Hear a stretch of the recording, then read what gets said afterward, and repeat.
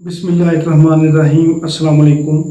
कैसे हो दोस्तों? मैं उम्मीद करता हूँ कि आप सब खैर वफियत से होंगे। दोस्तों, आज मैं आपको होम्योपैथी की मेडिसिन अरीका के बारे में इंफॉर्मेशन दूंगा। इसे हम कौन कौन सी डिजीज़ में इस्तेमाल कर सकते हैं, इसके अलावा जिस्म के मुख्तलिफ अज़ा पे हमें कौन कौन से साइन और सिम्टम महसूस होते हैं तो इस मेडिसिन को इस्तेमाल कर सकते हैं। इन्फॉर्मेशन मैं आपको इस वीडियो में बताऊँगा, तो मेरी अब सबसे गुजारिश है कि वीडियो को एंड तक लाजमी देखें।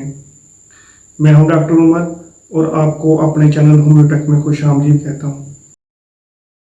तो होम्योपैथी की मेडिसिन अरीका, ये हमारे जो एल्डर लोग होते हैं, यानी जो हमारे बड़े होते हैं, हमारे बूढ़े होते हैं, उनको अक्सर औकात जो है ना एक कॉन्स्टिपेशन का इशू देखने में आता है।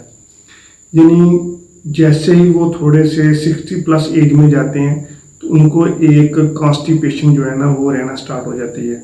और उसके साथ साथ एज के लिहाज से उनका जो नर्वस सिस्टम है ना उसमें जो ना एक वीकनेस देखने में आती है। और सबसे ज़्यादा जो मेडिसिन है ये हमारे नर्वस सिस्टम पे असर करती है। और उसकी कमज़ोरी की वजह से अगर किसी का डाइजेशन जो है ना वो कमज़ोर है और उसकी वजह से अगर किसी को कॉन्स्टिपेशन का इशू है तो ये मेडिसिन बहुत ही अच्छा रोल प्ले करती है। और उसके साथ साथ जो पेशेंट है उसमें एक नर्वस सिस्टम की कमज़ोरी की वजह से एक पार्किंसन डिजीज़ का इशू भी देखने में आता है। तो अगर किसी को नर्वस सिस्टम से रिलेटेड डिजीज़ हैं और पेशेंट को कॉन्स्टिपेशन है और क्रोनिक कॉन्स्टिपेशन है, यानी ऐसी कॉन्स्टिपेशन है कि वो किसी और मेडिसिन लेने से भी जो है ना वो ख़त्म नहीं हो रही, तो उसके लिए ये बहुत ही अच्छा वर्क करते हैं। होम्योपैथी की मेडिसिन अरीका के जिस्म के मुख्तलिफ अज़ा पे हमें कौन कौन से साइन और सिम्टम महसूस हों तो इस मेडिसिन को हम इस्तेमाल कर सकते हैं। तो सबसे पहले अगर हम माइंड के सिम्टम की तरफ देखें तो ऐसे हमारे बड़े जिनके नर्वस सिस्टम जो है ना वो 60+ एज में चले गए हैं, उनका नर्वस सिस्टम जो है ना वो वीक हो गया हुआ है, तो वो अक्सर जो है ना वो डिप्रेशन में जो है ना वो उनको आप फील करेंगे कि वो डिप्रेशन में है। यानी वो किसी से बात जो है ना वो करना पसंद नहीं करेंगे। उसके साथ साथ उनमें एक चिड़चिड़ापन जो है ना वो पाया जाएगा।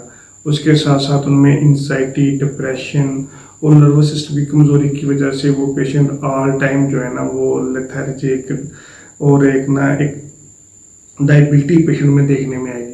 तो अगर किसी पेशेंट में इस तरह के सिम्टम देखने में आते हैं और उनकी एज जो है ना वो 60+ है तो उसमें ये मेडिसिन बहुत ही अच्छा रोल प्ले करती है।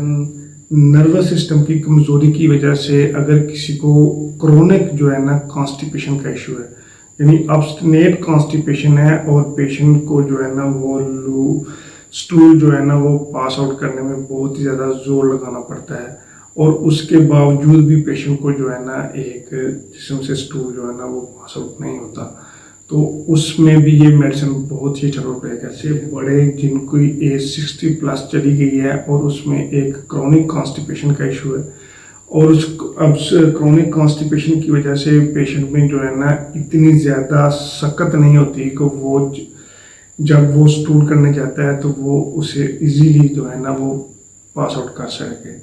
यानी वो स्टूल करने से पहले पेशेंट को जो है ना वो डरता है।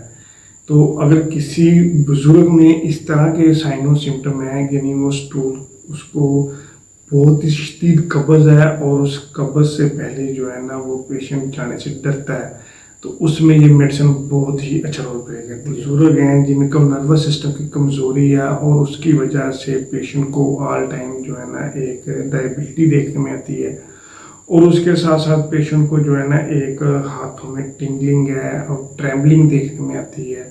उसके साथ साथ जो पेशेंट है उसको चलने में जो है ना वो एक लड़खड़ाने की, अटैक्सिया की जो है ना डिजीज़ वो फिर देखने में आती है, तो उसमें भी ये मेडिसिन जो है ना बहुत ही अच्छा वर्क करती है। ऑक्सीडेंट जो है ना वो भी प्रॉपर्टी रखती है, यानी ये जो हमारी बड़ी आंत है उसमें जो बैक्टीरिया की ग्रोथ हो चुकी हो तो उस बैक्टीरिया की ग्रोथ को भी ख़त्म करेगी और उसकी जो पेरिस्टालसिस मूवमेंट होती है उसको भी इंक्रीज करेगी। चूँकि पेरिस्टालसिस जो मूवमेंट होती है हमारी आंत की वो खुराक को और स्टूल को आगे रेक्टम तक ले जाने के लिए, एनस तक ले जाने के लिए बहुत ही ज़रूरी होती है। तो वो ये मेडिसिन जो है ना एक उसमें जो एंटी बैक्टीरियल जो ग्रोथ हो चुकी हो उसको भी ख़त्म करेगी, और उसके साथ साथ जो हमारी बड़ी आंत की पेरिस्टालसिस मूवमेंट है उसको भी इंक्रीज करेगी।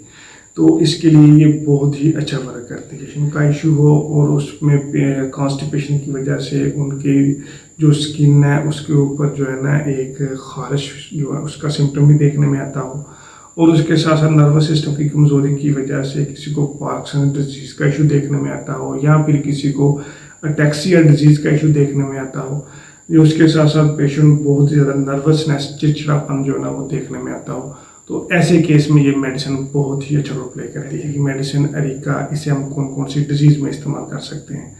तो चूँकि ये एक नर्वस सिस्टम पे और जो कॉन्स्टिपेशन पे बहुत ही अच्छा असर करती है, और इसे हम पार्किंसन डिजीज़ में भी इस्तेमाल कर सकते हैं, अटैक्सिया के केस में भी इस्तेमाल कर सकते हैं। उसके साथ साथ ऐसे बुजुर्ग जो 60+ एज में चले गए हैं, उनमें अगर डिप्रेशन है और उनमें एंजाइटी का सिम्टम देखने में आता है तो उसमें भी इस्तेमाल कर सकते हैं।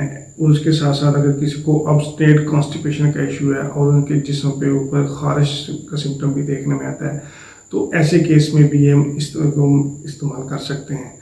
तो ये हमारे जो बुज़ुर्ग हैं उनकी अपस्टेट कॉन्स्टिपेशन को बहुत ही अच्छे तरीके से ख़त्म करेगी, और आपकी पेरिस्टालसिस मूवमेंट होती है उसमें इजाफा करेगी, ताकि हमारा स्टूल जो है ना वो इजीली पास आउट हो सके। मैं इसको अपनी क्लिनिक पे बहुत ही ज़्यादा इस्तेमाल करता हूँ, तो इसके बहुत ही अच्छे रिजल्ट आपको देखने में। इस मेडिसिन को हम कौन सी पोटेंसी में इस्तेमाल करें तो ये बहुत ही अच्छे रिजल्ट देती है। तो होम्योपैथी की मेडिसिन अरीका को हमें मदर टेंचर में सुबह दोपहर शाम 20-20 ड्रॉप जो है ना खाना खाने के बाद इस्तेमाल करना चाहिए। तो ये इन तमाम डिजीज़ में बहुत ही अच्छा रोल प्ले करेगा। ये वीडियो पसंद आई होगी, मेरी आप सबसे गुजारिश है कि वीडियो को शेयर करें, चैनल को सब्सक्राइब करें, तो बेल आइकन लाजमी दबाएं ताकि आप मेरी नई आने वाली वीडियो के बारे में अपडेट कर सकें। तो अगर किसी की कोई क्वेरी है तो वो प्लीज़ मेरे डिस्क्रिप्शन दे दिए गए नंबर पे मैसेज कर सकता है।